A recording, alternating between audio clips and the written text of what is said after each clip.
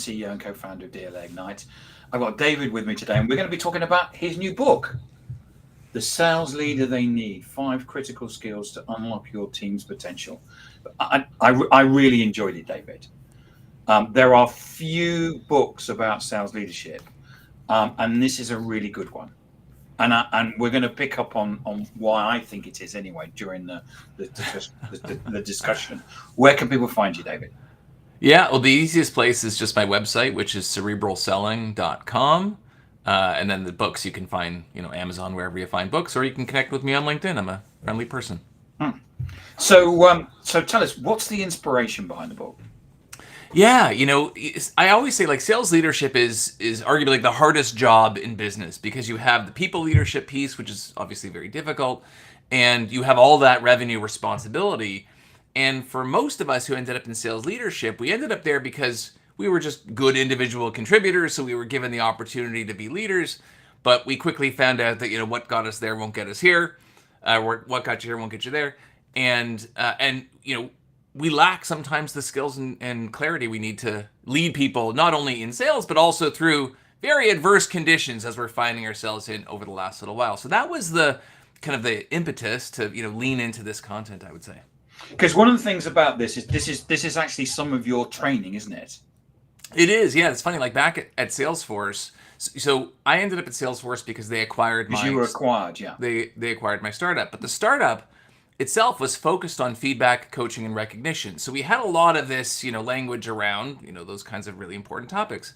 So while I was there, I started, creating some programs, Sales Leadership Academy, started doing some training of the sales leaders around these core topics, which then blossomed into, what we do today. So yeah, this has been, I'd say it's not my stalest, but my oldest piece of training content for sure. So when we did the preparation call, you asked me 2 questions, which was, think about the best sales leader you ever had, and think about what it is that they did for you. Why were they the best leader? That's it. It's funny because I talk a lot about, and this is actually a book by this title, the knowing doing gap. I like to show people you actually already know what you need to do to be the best sales leader you ever had, or your team ever had. And so I challenge people to think about, okay, who was the best sales leader you ever had? And people can picture that person readily quickly. And then I ask people, okay, what was it about that leader that made them the best? And it's not a secret. I've done this exercise hundreds of times. I go down to the whiteboard, I write down everything people say, and everything people say falls into 2 categories. I talk about in the book, which is, they cared about me, and then they just helped me grow personally, professionally. So when we hear things like, oh, they pushed me, they challenged me, they were transparent, they were honest, they guided my career, they gave me tough love when I needed it. It all goes into that category. So, I tell people, if you want to be the best that your team ever had, you already know what to do. And by the way, I say, how did you show up for this greatest leader you ever had? They're, oh my gosh, I would do anything for them. Yeah. I'm okay. Would you sell a lot? Would you try really hard? Of course.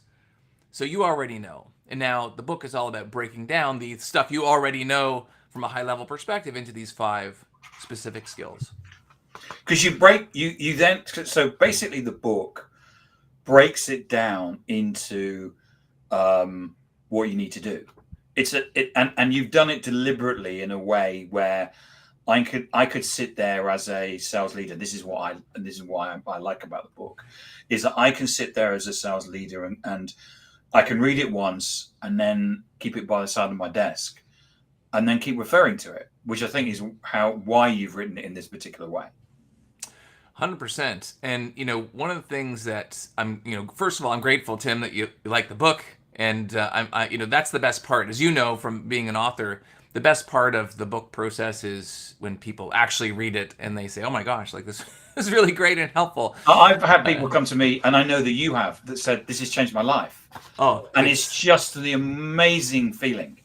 100%. It is the best feeling. And the approach that I've taken, and I'm glad people kind of bring this feedback back to me, is in sales in general, one of the biggest problems we have is that we tell people, well, here's what I did, here's what you should do, And sometimes the thing that we did is outdated, maybe didn't ever really work, was maybe for a different time. And I always like to go with my content back to the basics. Like, what is the science? What is the data? What does the research say? To not only kind of, give people a roadmap to follow, but also a sense of conviction around why these things work, right? And so the content is not only tactical, all right, like do these things, here's a checklist, but also like here's why, this works. So that's kind of like the balance I try to strike with my books. Because you're a data geek anyway, aren't you? Yeah, well, I was a research scientist before I got. Everyone has an origin story because no one gets into sales on purpose.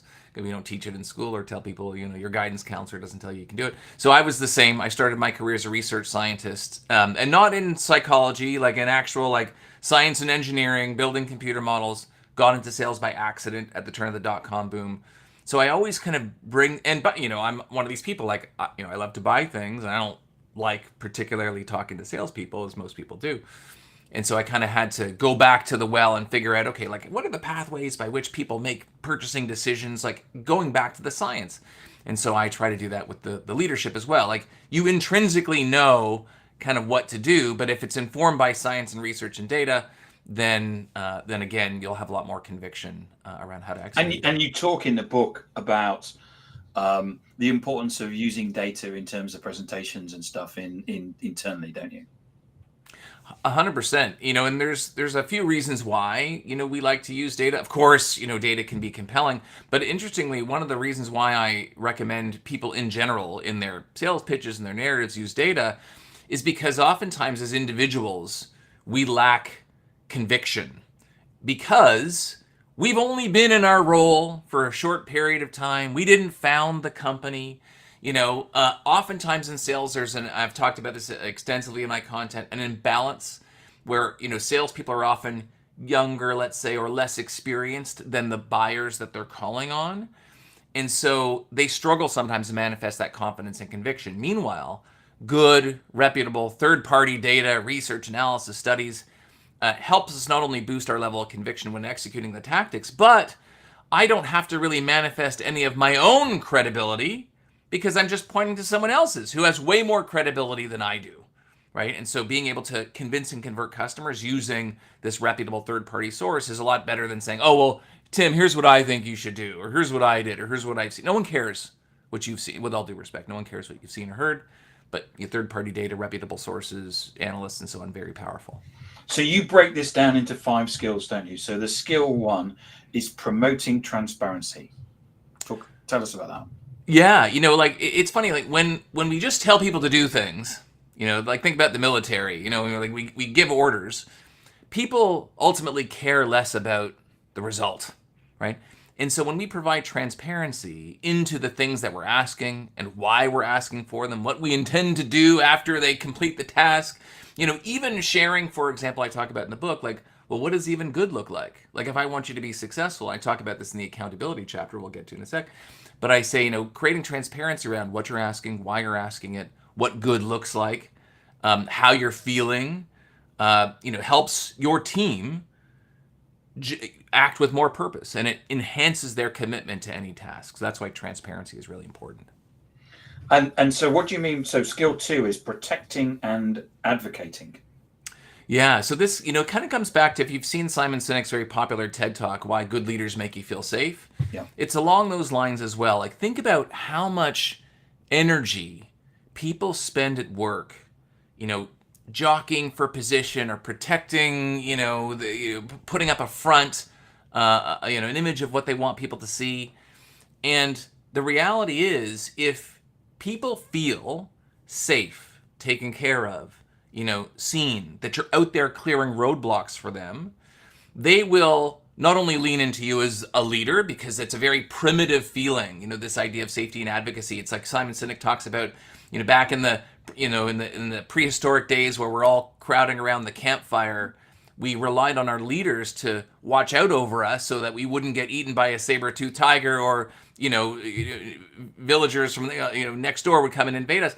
And so it's a very primitive feeling.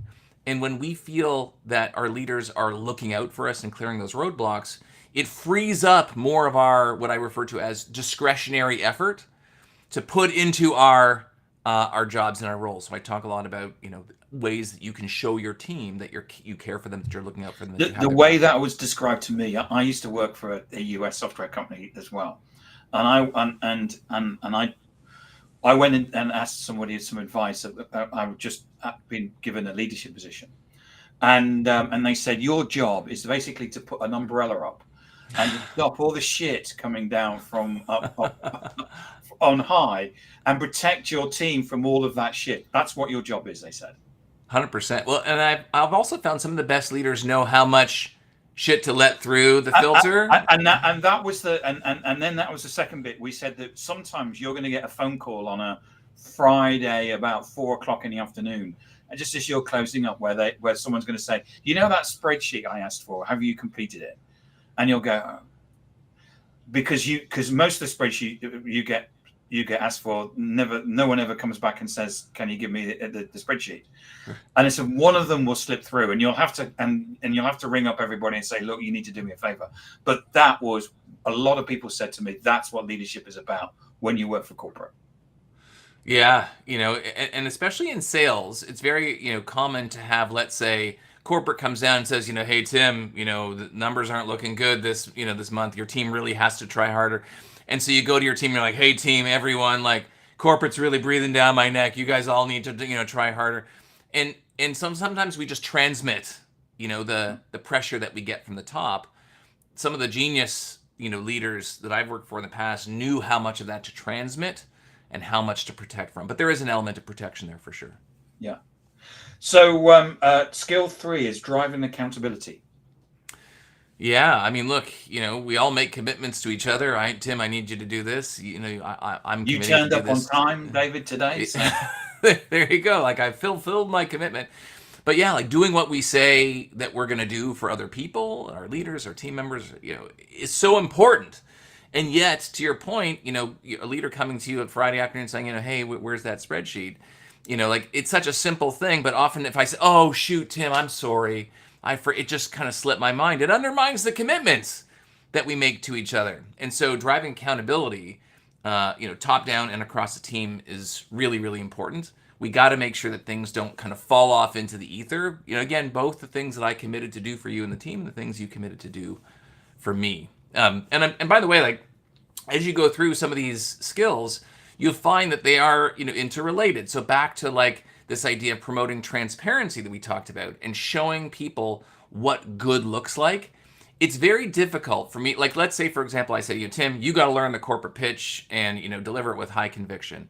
And then you say, no problem, David, I got it. And then, I see you, talking to a customer one day and it's totally off the mark. I'm like, Tim, what's going on? I thought you said you were going to practice this. And you said, well, I did. I tried really hard. But sometimes the problem was I never really showed you what good looked like. I didn't show you good pitch, good forecast, good next steps. And so it's very difficult to hold you accountable for a gold standard that I've never really set. So that's a big component of driving accountability as well, showing your team what good looks like, as it is transparency. Yeah, when we did an exercise where we got the team together and we basically got 2 whiteboards and said, okay, what's bad and what's good? And then got everybody to make a commitment to stay with the good one and not to do the bad things. 100%. Well, I talk about this example back at Salesforce. There was a period of time where we increased our prices for the first time. You do talk about that, yeah. Yeah, in like 16 years in company history. And we said, hey, team, go out and tell your customers there's never been a better time to buy. Prices are going up in 2 months. Like, legit. Salespeople are always looking for an excuse to call customers with a high conviction message. And we thought we were giving that to them. Like, this should be really simple. Prices are going up. Never been a better time to buy. If you buy now, you can lock in. And they went out and to our surprise, customers got really pissed off. Customers were like, oh, what is this? You're trying to pressure us into buying, on your timeline now? This is ridiculous. And I realized it was like, oh, shoot, you know what? The approach was sound, but we just never showed them what like a good version of that conversation sounds like. And because there's so much nuance in the words, the tone, the approach, we were better off doing that. So in my next VP of sales role, we actually had a similar situation. We did that, had the best quarter in company history, and no customers got pissed off. But it's also funny, showing people what good looks like is important. not just for driving accountability, but also to some extent protecting and advocating. Because when you think about now the reps are going out there and getting their ass handed to them by customers, it's like, hey, Tim, where were you? Like, why didn't you prepare me to go into battle? That's part of it too. And is that so? Your skill 4 is coaching your team. Is that part of the coaching your team part? Well, again, it's all it's all related. So when I'm coaching you, part of it is also like driving accountability. So we talk about things that you can get better at, stuff that I might have to do for you, and vice versa.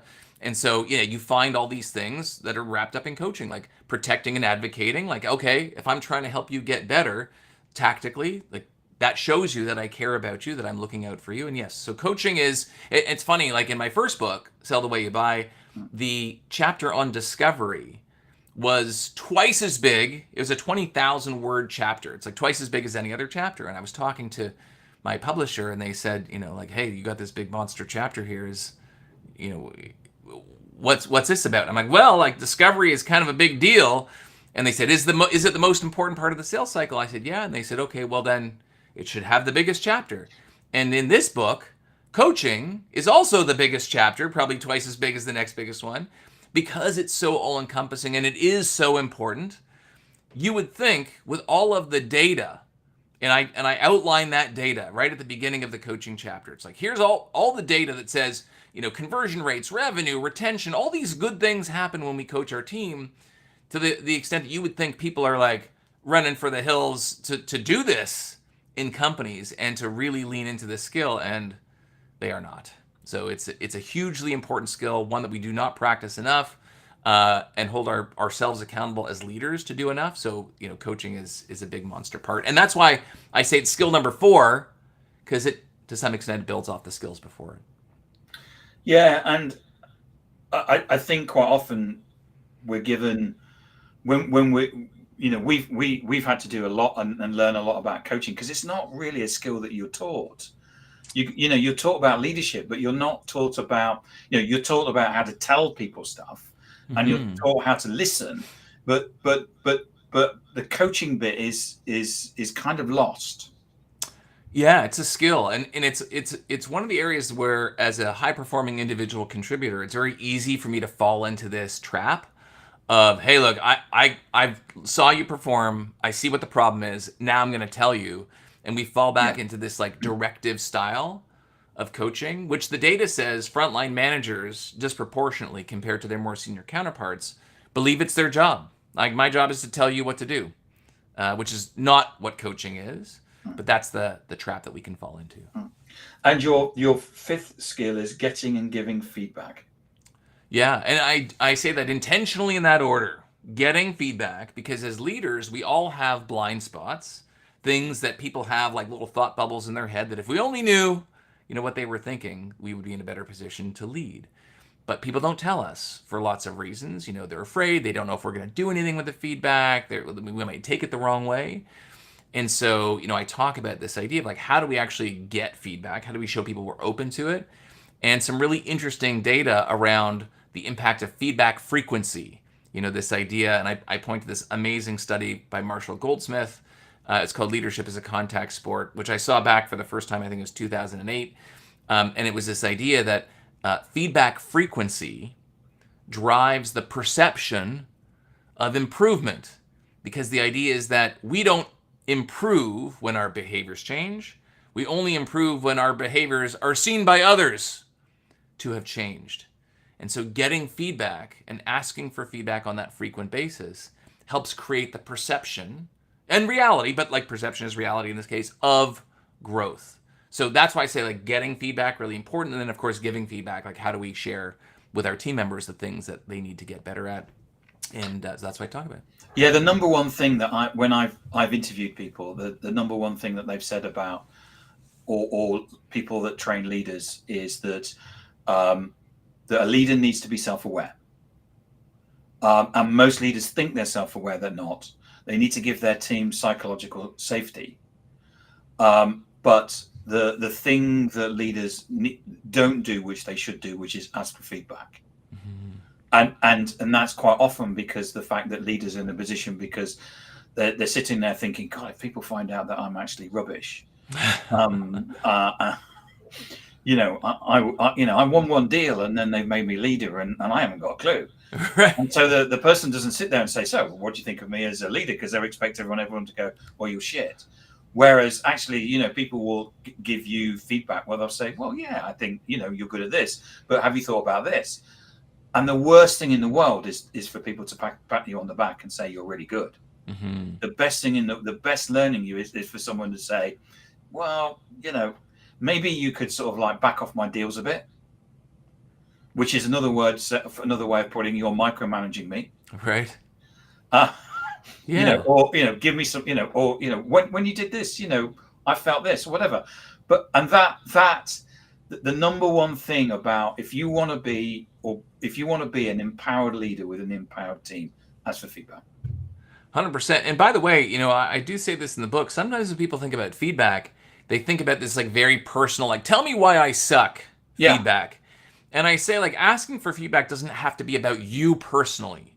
It could be about your operation. It could be a role reversal question. So I say, like, say, hey, Tim or team, what's one thing you think we could do to improve the quality of our team meetings? Again, that's not me. What's one thing I can do you think to help, improve the accuracy of our forecasts? Or, Tim, if you were me, what's one thing that, you think I should be focused more on? Or, how would you have handled this situation differently? Like, it doesn't always have to be about why I suck. You can do these kind of role reversals or operational questions, which are just as valuable as the personal stuff as well. Because in leadership, there's still an expectation that the leader has all the answers, and we don't. And quite often, there was a sales VP that I worked for. He said, because I have managers reporting to me, he said, as far as I'm concerned, I'm so far away from the front line, I haven't got a clue. Mm-hmm. And that's the assumption that I take, that I haven't got a clue. And I have to ask people. And he was, the managers hated it because he used to stop salespeople in the corridor and say, so how's it going, David? And of course, David would, and that was a way that he got feedback about what on earth was going on. 100%. I say this also, like, we think about leadership as, I lead my team of reps, for example, but second and third line leaders, play a really important role as well. When I was a second line leader, I would routinely meet with the frontline reps, the account executives, to kind of learn about like what was going on the front lines. I would ask questions about my leaders as well to get information about them. It's funny, I think back to, when my kids were little and my parents would say, hey, look, if we want to know anything about what's going on in your house, we'll just take your kids out for ice cream and, they'll tell us everything. So like, oh, what are mommy and daddy doing about this? Or what about that? And so I think about the same thing as a second or third line leader. You have not just a responsibility, but also an opportunity to take the kids out for ice cream and learn things that, you wouldn't hear otherwise. And so getting that feedback as a second, third line, really important as well. David, thank you so much for coming on and talking about your second book, The Sales Leader They Need, which is a great book. And if you're thinking about moving into sales leadership, or you are a sales leader and you want to know, get some advice on how to lead, it's a really, really good book. And I would really recommend it for anybody, whether it's tech or whatever. It's a great book on sales leadership. Right on. Thank you so much, Tim. And I appreciate your support as always from way back in the Sell the Way You Buy days. Hey, you're welcome, David. I've enjoyed both your books and I recommend them. I mean, they're good books. And this one is, as I said, there's very few books on sales leadership. So there's a lot of leadership books, a lot of sales books, not so much in the middle. So So where can people find you? Yeah, like I said, you can find cerebralselling.com. I have tons of guides, content. You can find, links to the books there. And if you want to just grab the book, you can find the book on Amazon is probably the easiest place.